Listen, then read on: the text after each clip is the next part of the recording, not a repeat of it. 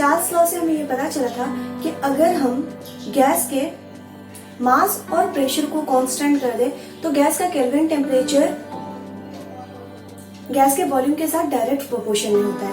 यानी कि गैस के टेम्परेचर को अगर हम 1 डिग्री सेंटीग्रेड टेम्परेचर राइज करते हैं, यानी कि गैस के टेम्परेचर को अगर हम 1 डिग्री सेंटीग्रेड बढ़ा देते हैं तो गैस का वॉल्यूम अपने 0 डिग्री सेंटीग्रेड वाले वॉल्यूम का 1/273 पार्ट इंक्रीज कर जाता है। या फिर गैस के टेम्परेचर को 1 डिग्री सेंटीग्रेड घटा दे तो गैस का वॉल्यूम अपने 0 डिग्री सेंटीग्रेड वाले वॉल्यूम का 1/273 पार्ट डिक्रीज हो जाता है। इसके अलावा हमने ये भी देखा था कि ये जो स्टेटमेंट है जो मैंने आपको अभी बताया, वो स्टेटमेंट को मैथमेटिकली कैसे एक्सप्रेस करते हैं, वो भी हमने mathematical form of Charles law में सीख लिया था। अब हम देखेंगे कि चार्ल्स लॉ का जो मैथमेटिकल फॉर्म था वो क्या था। वो कुछ इस तरह से था।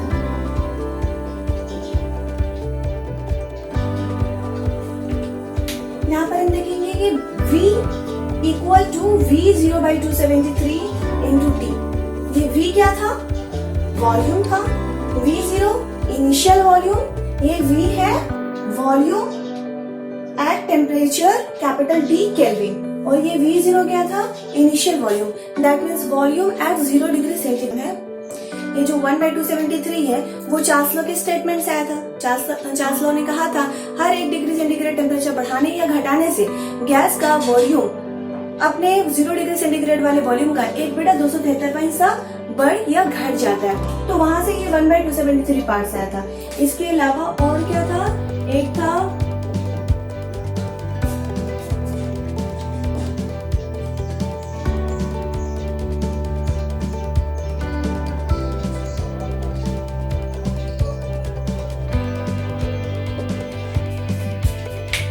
ये भी था। जब हम लोग कैपिटल डी में एक्सप्रेस करने की कोशिश करेंगे तो हमारे पास ये एक्सप्रेशन होगा, और जब हम स्मॉल डी में एक्सप्रेस करने की कोशिश करेंगे तब हमारे पास ये एक्सप्रेशन होगा। कैपिटल डी क्या है? Absolute temperature. एब्सोल्यूट टेम्परेचर मतलब टेम्परेचर इन केल्विन स्केल। और ये क्या है? Small T. स्मॉल टी मतलब टेम्परेचर इन सेल्सियस स्केल। दोनों के अलग अलग ग्राफ आएंगे। पहला ग्राफ चलिए जानते हैं, V वर्सेस T। पहला ग्राफ है V versus T। V versus T, यहाँ पे कैपिटल T है। कैपिटल T मतलब केल्विन टेम्परेचर, यानी कि वॉल्यूम और टेम्परेचर का रिलेशनशिप कैसा है, ये हम कैसे ग्राफिकली शो करेंगे। टेम्परेचर को हम एक्स एक्सिस पे ले लेते हैं और वॉल्यूम को वाई एक्सिस पे। तो हम इस एक्सप्रेशन से देख सकते हैं ये y है और ये स्लोप है। इसको देखेंगे यहाँ पे कुछ इस तरह से, v जो है वो y का काम कर रहे हैं और m और x इस फॉर्मेट में है। तो देखेंगे कि जो गैस का ये चार्ल्स लॉ का जो ये मैथमेटिकल फॉर्म है, ये जो मैथमेटिकल एक्सप्रेशन है, इस एक्सप्रेशन में अगर कैपिटल V यानी कि फाइनल वॉल्यूम को हम y लेट कर लेते हैं और टेम्परेचर को x और इस टर्म को m, तो ये कुछ इस तरह से दिखता है y इक्वल टू mx। और आप ये बात जानते होंगे y इक्वल टू mx जो है वो आपका स्ट्रेट लाइन है, जहाँ पे ये जो है वो स्लोप है और ये है equation of straight line passing through origin. ये क्या चीज का इक्वेशन है? इक्वेशन ऑफ स्ट्रेट लाइन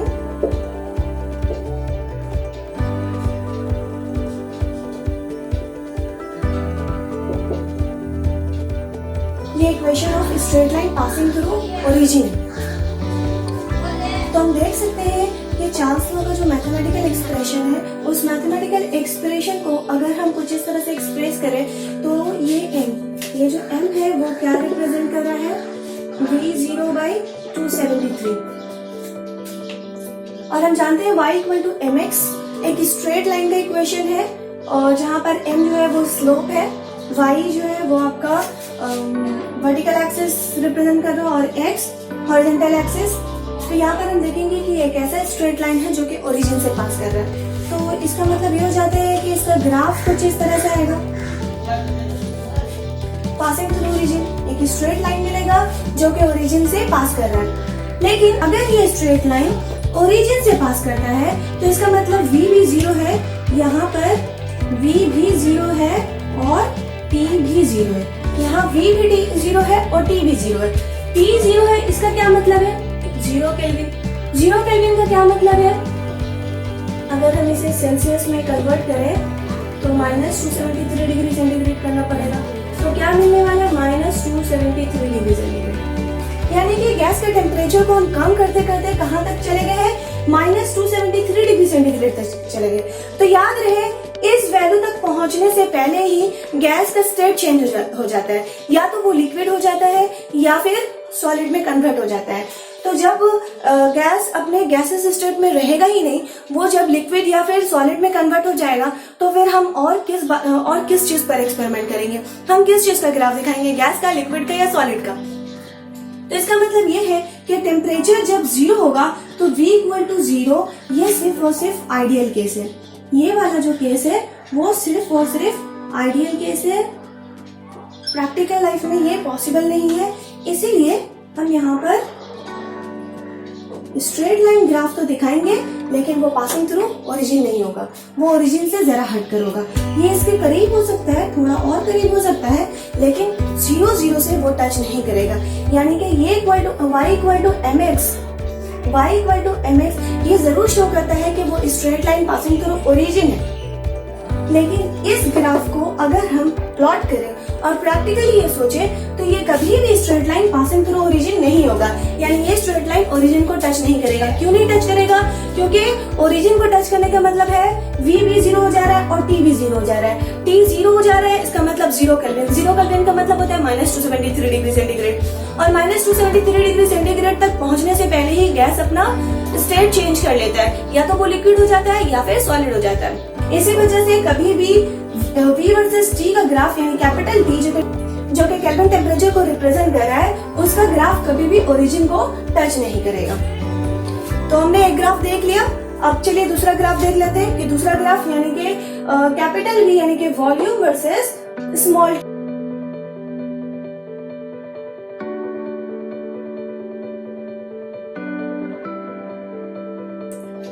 तो अब हमें कौन सा ग्राफ देखना है? V versus small t। Small t मतलब टेम्परेचर इन सेल्सियस स्केल, यानी कि आप टेम्परेचर किस में रिप्रेजेंट किया जा रहा है? सेंटीग्रेड में रिप्रेजेंट किया जा रहा है। तो ये वाला इक्वेशन यूज करेंगे। जब हम इसे देखेंगे, V को फिर से y लेट कर लें तो y, और ये तो कांस्टेंट टर्म है, V0 को हम c मान ले, और ये आपका m है और ये x। y vertical axis, x horizontal axis, और m क्या है? स्लोप है। ये स्लोप है, स्लोप मतलब V0/273, और ये क्या है? Constant part.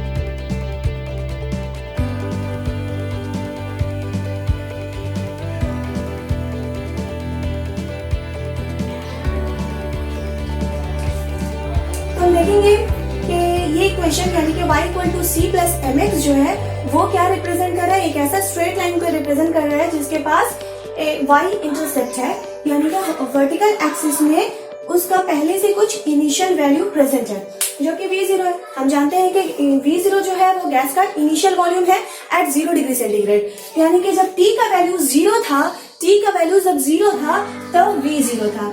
जब T का वैल्यू 0 था, when T = 0 डिग्री सेंटीग्रेड, तब V = क्या था? V0 था।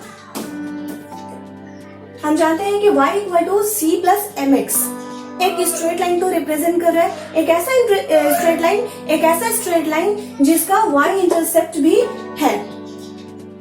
तो इस इक्वेशन को अगर हम रिप्रेजेंट करते हैं ग्राफिकली तो कुछ इस तरह से आता है। इसका मतलब इस इक्वेशन का भी ग्राफ कुछ इस तरह से आना चाहिए, लेकिन एग्जैक्टली ऐसा नहीं होगा। क्यों नहीं होगा? क्योंकि ये जो V0 है, ये वैल्यू V0 ये कब का वैल्यू है? ये इनिशियल वॉल्यूम है। इनिशियल वॉल्यूम यानी इनिशियल टेम्परेचर कितना था? 0 डिग्री सेंटीग्रेड। यानी कि स्मॉल t का वैल्यू जब 0 डिग्री सेंटीग्रेड है, तब ये कैपिटल V का वैल्यू V0 है। तो स्मॉल t का वैल्यू 0 कहाँ पर होगा? इस ओरिजिन पे होगा। इस ओरिजिन पे स्मॉल टी का वैल्यू 0 है और कैपिटल वी का भी वैल्यू 0 है, लेकिन जब स्मॉल टी का वैल्यू 0 है तब कैपिटल वी का वैल्यू 0 नहीं बल्कि v 0 है। तो मान लेते हैं कि ये जो वैल्यू है वो है v 0। अगर ये v 0 है तो स्ट्रेट लाइन कुछ यहाँ से शुरू होना चाहिए और ये सभी प्लस में तो दिख रहा है, तो कुछ इस तरह से जाना चाहिए। ठीक है, अगर हम इस स्ट्रेट लाइन को पीछे की तरफ यानी कि सेकेंड क्वाड्रेंट में इसे आगे बढ़ाएं तो कुछ इस तरह से नजर आएगा।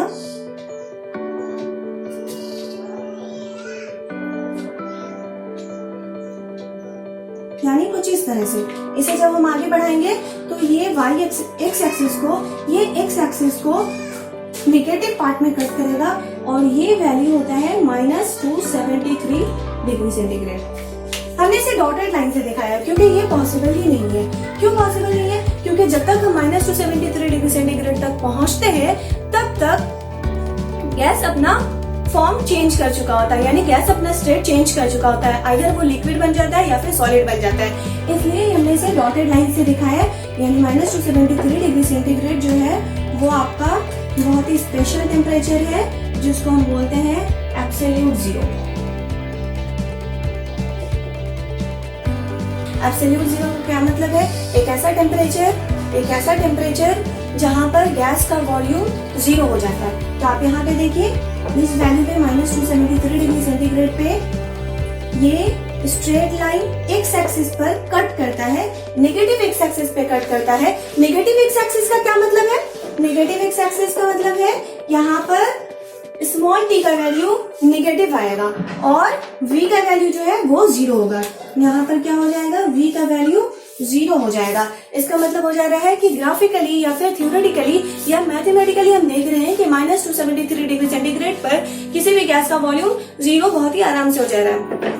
बट प्रैक्टिकली ये पॉसिबल नहीं है। क्यों नहीं पॉसिबल है? क्योंकि -273 डिग्री सेंटीग्रेड तक पहुंचने से पहले ही गैस अपना फॉर्म चेंज कर लेता है, या तो फिर वो लिक्विड बन जाता है या फिर सॉलिड बन जाता है।